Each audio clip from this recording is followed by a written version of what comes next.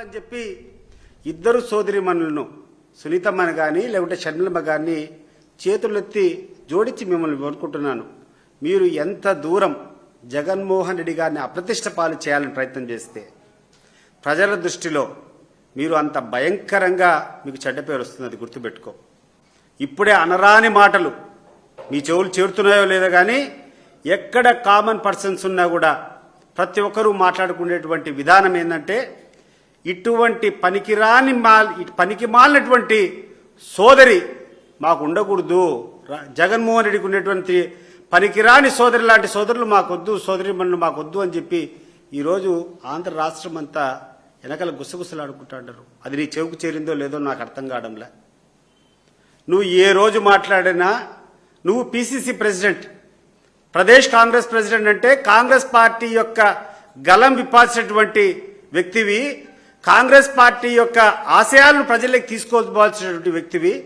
కానీ నువ్వు చేస్తున్నదేదమ్మా, you have become a mouthpiece of Chandrababu Naidu and Lokesh.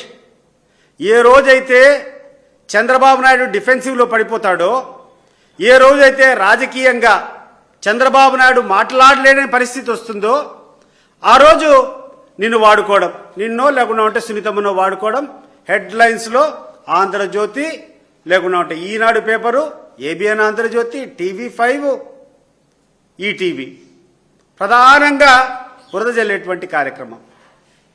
మహాభారతంలో చదివినాం, భీష్ముని చంపాలంటే అంత గొప్ప వ్యక్తిని చంపాలంటే ఎవరి చేత కాల, దానికోసం ఆయన చంపేదానికోసము అర్జునుడు ఒక వ్యక్తిని, నేను చెప్పకూడదు ఆ పేరు, తీసుకొని వచ్చి పక్కన పెట్టుకున్నాడు.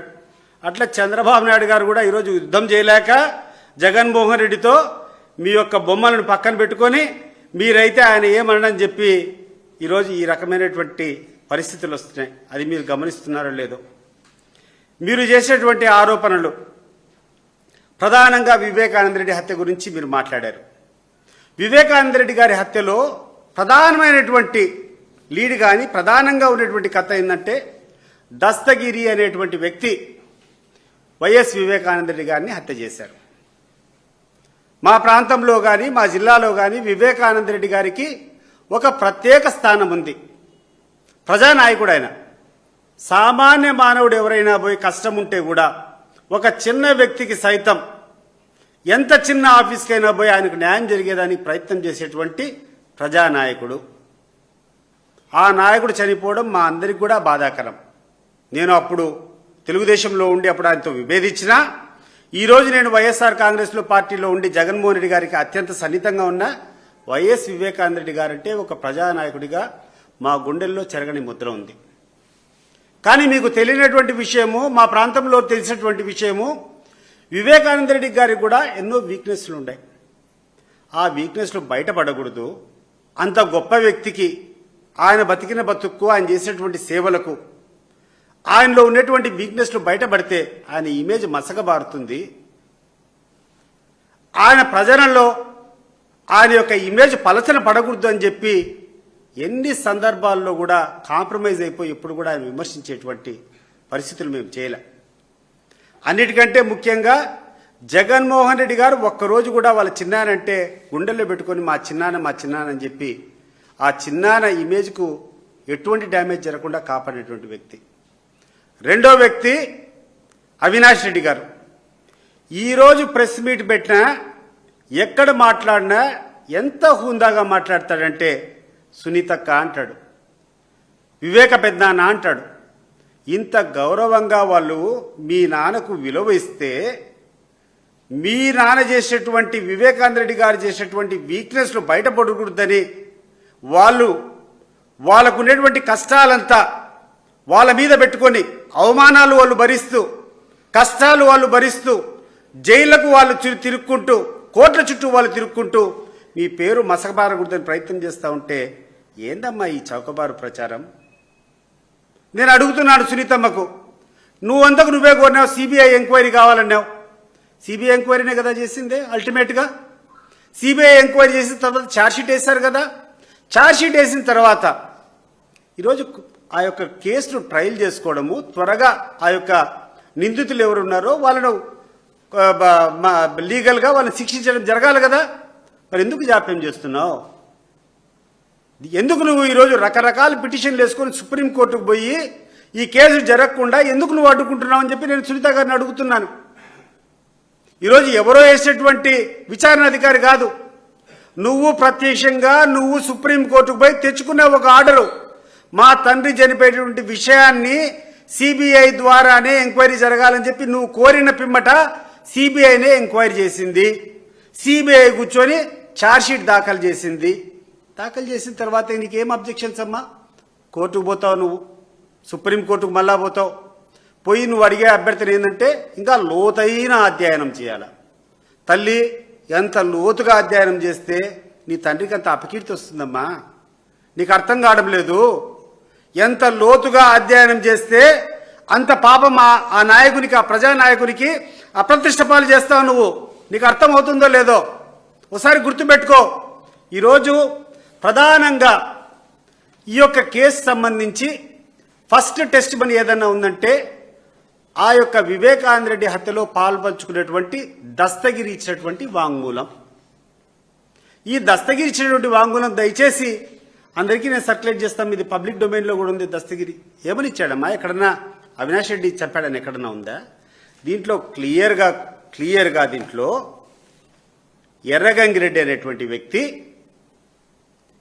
ఎవరైతే 24 గంటలు వివేకానంద రెడ్డి గారికి నీడగా ఉన్నారో ఆ వ్యక్తి ఒక ల్యాండ్ డీల్, ఒక భూమికి సంబంధించినటువంటి ఒక తగాదా బెంగళూరులో సాల్వ్ చేయను పోయినామని, దాంట్లో ఏదో డబ్బులు వచ్చిందని, ఆ డబ్బులు పంపకంలో ఎర్రగంగిరెడ్డికి వివేకానంద రెడ్డికి మనస్పర్ధాలు వచ్చాయని చెప్పి ఈ స్టేట్మెంట్, దస్తగిరి ఇచ్చినటువంటి స్టేట్మెంట్, ఇది వాస్తవం కాదా? ఎర్రగంగిరెడ్డికి మీ తండ్రి వివేకానంద రెడ్డి గారికి ఈ విషయం బయటకు వస్తే ఎవరికమ్మా ప్రతిష్ట? ఎవరో ఆస్తుల మీద పోయి ల్యాండ్ సెటిల్మెంట్, ల్యాండ్ డీల్ చేయాలని చెప్పి వివేకానంద రెడ్డి పోయినాడంటే ఎవరికి తల్లి ఆ ప్రతిష్ట? ఇది కాదా ఉండేది దీంట్లో? అది వదిలిపెడదాం. నెక్స్ట్ రెండవది, మీరు మాట్లాడేటప్పుడు ఈ దస్తగిరి ఇచ్చినటువంటి స్టేట్మెంట్లో యాదంతి Sunil Yadav hit on the gentles area of YS Vivekananda Reddy sir with his right leg and said, మా అమ్మని అడుగుతావారా డాష్ డాష్, మా అమ్మని అడుగుతావారా అని చెప్పి ఆ సునీల్ యాదవ్ వివేకానంద రెడ్డిని తన్ని ఆయన మీద జెంటిల్స్ మీద, అంటే మీకు తెలిసిట్టది మర్మాయుల మీద కొట్టినట్టు, గొడ్డలతో కొట్టినట్టు. దాన్ని బట్టి ఏమని అర్థమవుతుందమ్మా? ఈ విషయాలన్నీ జనం లేకపోతే ఎవరికమ్మా డ్యామేజ్ అయ్యేది? ఇది ఎవరన్నా మేమిచ్చినటువంటి స్టేట్మెంటా? నువ్వు కాపాడుకుంటున్నావే, మీ దస్తగిరి ఇచ్చినటువంటి స్టేట్మెంట్ కదా ఇది. ఎందుకు ఆ కోణంలో మీరు ఆలోచన చేయరు? ఈరోజు ఒక పరస్త్రీని కోరుకున్నాడు వివేకానంద రెడ్డి గారు, పరస్త్రీలతో ఆయన ఎక్కువ గడుపుతాడనేటువంటి ఒక ప్రచారం జరిగేదానికి మీరు చేసేటువంటి పనులు కాదా కారణము? చనిపోయిన వ్యక్తి చనిపోయినాడు, లోతైన అధ్యయనం చేస్తే ఇవే బయటకు వచ్చేది. అన్నిటికంటే ముఖ్యంగా ఈ యొక్క విషయం జరిగేటప్పుడు at this time Gajjala Umashankar Reddy and Sunil Yadav started searching for some papers. అంటే వివేకానంద రెడ్డి గారిని చంపేటువంటి సమయంలో, ఆయన మీద దాడి చేసేటువంటి సమయంలో వీళ్ళు కొన్ని పేపర్ల కోసం వెతికినారు. ఏంటి అమ్మా పేపర్లు? చెప్పు తల్లి, ఏంటి ఆ పేపర్లు? వీళ్ళు ఏ పేపర్ల కోసం వెతికినారు? ఎక్కడన్నా మీకు అవినాష్ రెడ్డి గారి కుటుంబానికి ఎక్కడన్నా ఆస్తి తగాదాలు ఉన్నాయా, గెట్ట తగాదాలు ఉన్నాయా, ఇండ్ల తగాదాలు ఉన్నాయా? చెప్పు, నాకు అర్థం కావడంలా. మరి ఏంటి ఈ పేపర్లు? లోతైన అధ్యయనం చేస్తే ఇవన్నీ నువ్వు చెప్పాలా? పాపము శివుడు కదా లోక కళ్యాణం కోసం ఆ గర్రాలంతా తెచ్చి కంఠంలో పెట్టుకుంటాడు కదా, ఆ రకంగా మీ తండ్రి యొక్క ప్రతిష్ట దెబ్బతినకూడదని, మీ కుటుంబం యొక్క పేరు ప్రతిష్టలు మసకబారకూడదని, వివేకానంద రెడ్డి గారిని ఎక్కువ లాగితే ఆయనకున్నటువంటి వీక్నెస్ అన్ని బయటపడతాయని చెప్పి అవినాష్ రెడ్డి పడేటువంటి తాపత్రయము నిజంగా జీవితంలో హ్యాట్స్ ఆఫ్ అవినాష్ రెడ్డి గారు. మీ యొక్క త్యాగానికి నిజంగా చెప్తున్నాను. అవినాష్ రెడ్డి గారు పడినటువంటి బాధలు నేను చూశా. ఈరోజు సునీతమ్మ, నువ్వు అవినాష్ రెడ్డి గారి మీద నువ్వు అభియోగాలు చేస్తున్నావు. సునీతమ్మ, నువ్వు కూడా అవినాష్ రెడ్డి గారి మీద అభియోగాలు మోపుతున్నారు. ఒక సింపుల్ ఛాలెంజ్ మీకు ఇస్తాను నేను. 12 సంవత్సరాల నుంచి అవినాష్ రెడ్డి గారు కడప జిల్లాలో ఉన్నటువంటి ప్రజలకు అందరికీ కూడా సుపరిచితుడు. 12 సంవత్సరాల నుంచి మెంబర్ ఆఫ్ పార్లమెంట్గా ఉన్నాడు. ఎక్కడైనా ఏ పార్టీ నాయకుడైనా అవినాష్ రెడ్డి గారి క్యారెక్టర్ మీద కానీ, ఆయనకి ఎక్కడైనా అక్రమ పనులు చేస్తున్నాడని కానీ, లేకుంటే ఎక్కడైనా తప్పుదావలో ప్రయత్నిస్తున్నాడని కానీ, ఎక్కడన్నా నేరాన్ని ఆయన పెంచుతున్నాడనేటువంటి అభియోగాన్ని ఎవరైనా ఈ జిల్లాలో చేశారా, భవిష్యత్తులో చేయబోతారా నాకు చెప్పు. ఒక పార్లమెంట్ సభ్యుడిగా 12 సంవత్సరాలు ఉన్నటువంటి వ్యక్తి ప్రజా జీవితంలో ఉంటే ఏ ఒక్కరం కూడా ఇప్పటికీ నేను చెప్తున్నా, తెలుగుదేశం కాదు, వైఎస్ఆర్ కాంగ్రెస్ పార్టీ కాదు, ఆయన శత్రువులు కాదు, మిత్రులు కాదు, ఎక్కడైనా అవినాష్ రెడ్డి గారి ప్రవర్తన మీద ఒక చిన్న బ్లెమిష్ ఉందా అని చెప్పి నేను అడుగుతున్నా.